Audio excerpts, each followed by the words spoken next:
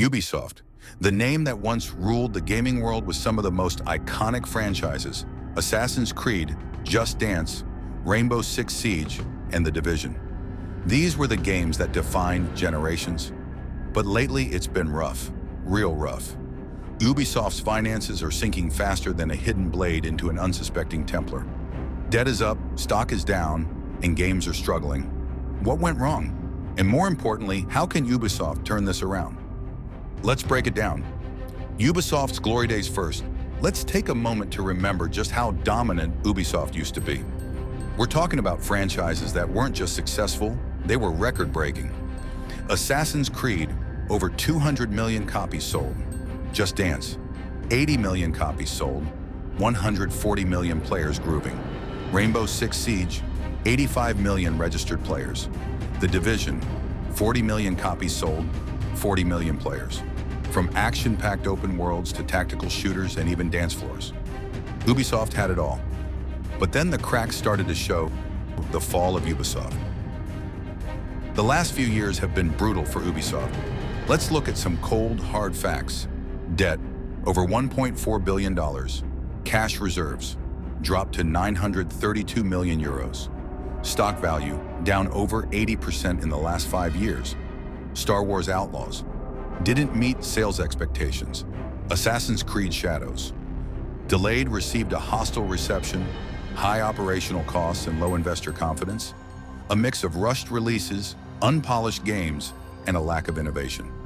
And let's not forget that Ubisoft's games started to feel, well, the same. Massive open worlds packed with fetch quests and map markers. Players started catching on, and it hurt sales. Ubisoft's potential plans for recovery.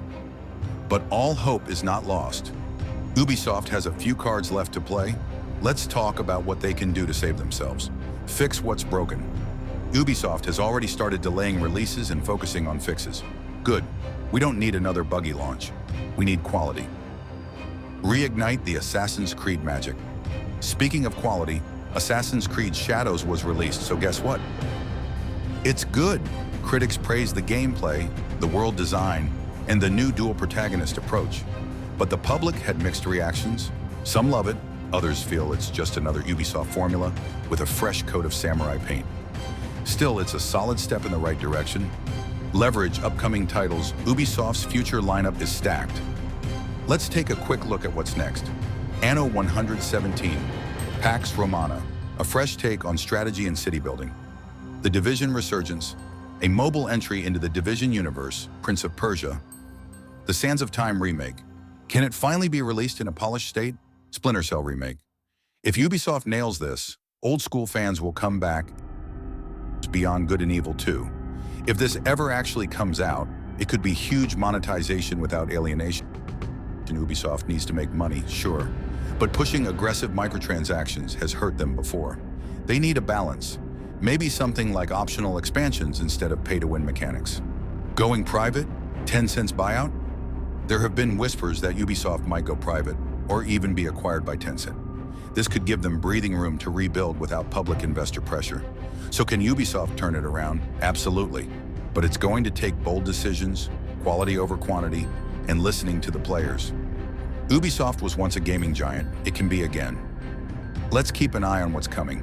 And hey, if you still believe in Ubisoft, support the games when they deserve it. Who knows, maybe the next Ubisoft title will blow us all away. Subscribe to Gamification for more gaming topics and comment on what Ubisoft should do next.